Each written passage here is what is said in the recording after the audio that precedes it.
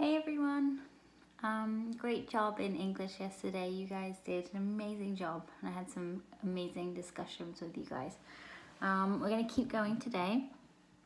We're going to read a bit more, and then we're going to have a little kind of, it's going to be a Google Sheet that you can, not Google Sheet, Google Doc that you guys can kind of complete.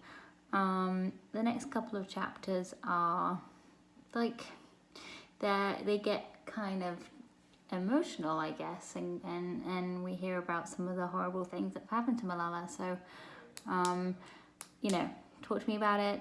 It is emotional. It's hard to hear, but I think super important because otherwise we don't fully know her story. And some of you might already know what happened to Malala, but if you don't, then this will be kind of how you hear about it.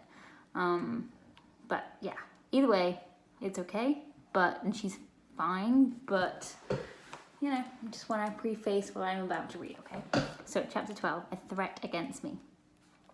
My father and I were meeting with a Pakistani journalist in early 2012 when, with tears in her eyes, she told my father she had something she wanted to show him.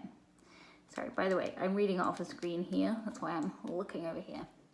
They looked at a computer screen with worried faces and then quickly shut it down. A short while later, my father's phone rang and he walked away. He came inside, looking very grey. What is it? I asked. There's something you're not telling me. My father had always treated me as an equal, but I could see he was trying to decide whether to protect me from this thing or to share it with me. He sighed heavily, then showed me what he'd been looking at on the computer. He Googled my name, Malala Yousafzai. The Taliban said, should be killed. There it was in black and white, a death threat against me. I remembered how nervous I was in 2009 when schools first reopened, and I walked back to school with my books hidden under my scarf. But I had changed since then. I was 3 years older now. I had travelled and given speeches and won awards. Here was a call for my death, and I was as calm as could be. It was as if I were reading about someone else.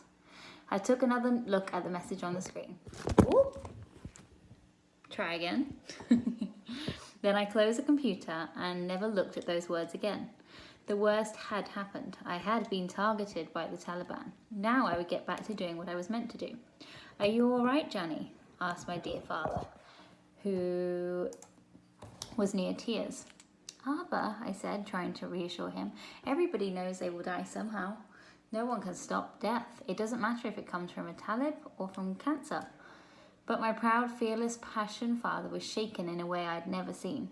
And I knew why. It was one thing for him to be a target of the Taliban. He had always said, let them kill me. I will die for what I believe in. But he never imagined the Taliban would talk about hurting a child, hurting me. My father suggested we stop our campaign. I saw the fear in his face, but I also knew he would honour my wishes no matter what I decided. But there was no decision to make. I felt a powerful force inside me, something bigger and stronger than me, and it had made me fearless. Now it was up to me to give my father a dose of the courage he had always given me. Abba, I said, you were the one who said if we believe in something greater than our lives, then our voices will only multiply, even if we are dead. We can't stop now. He understood. Still, he said, we should be careful about what we say and to whom we say it. As we travelled home, I asked myself what I would do if a Talib came to kill me. Well, I would just take my shoe and hit him. But then I reminded myself, you must not treat others with cruelty. You must fight them with peace and dialogue. Malala, I said to myself, just tell him what is in your heart, that you want an education, for yourself, for all the girls, for his sister, his daughter, for him. That's what I would do. Then I would say, now you can do what you want. By spring, a tiny miracle in the campaign for education had taken place right in my own home. My mother had started learning to read.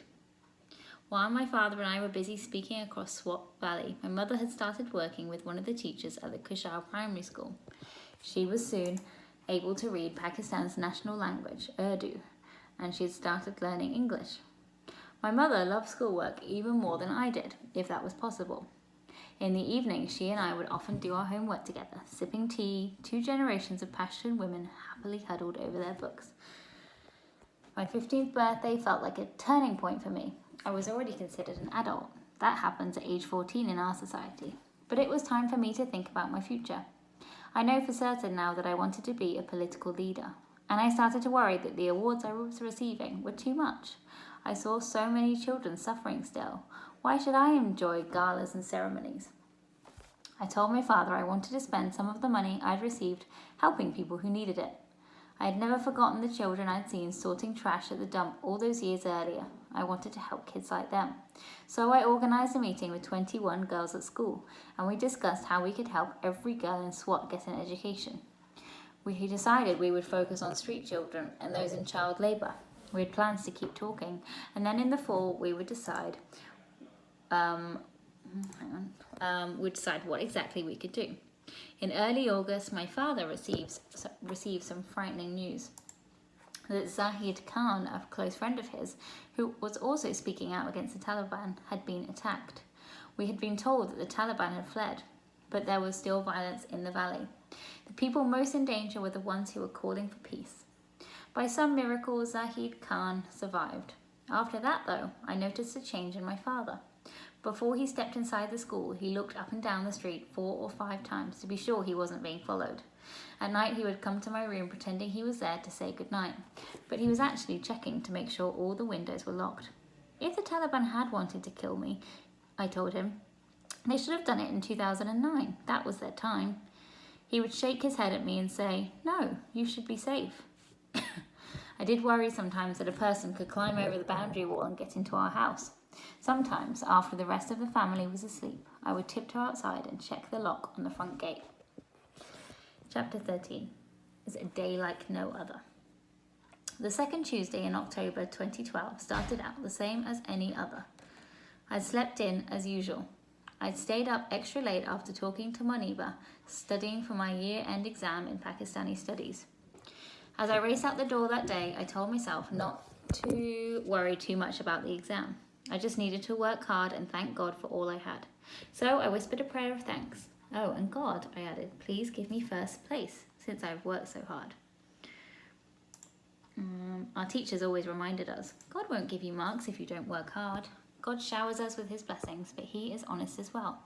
That is why I always worked hard too. After the exam, I chatted with Moniba and looked around for my brother Atal, who was supposed to ride home with me that day.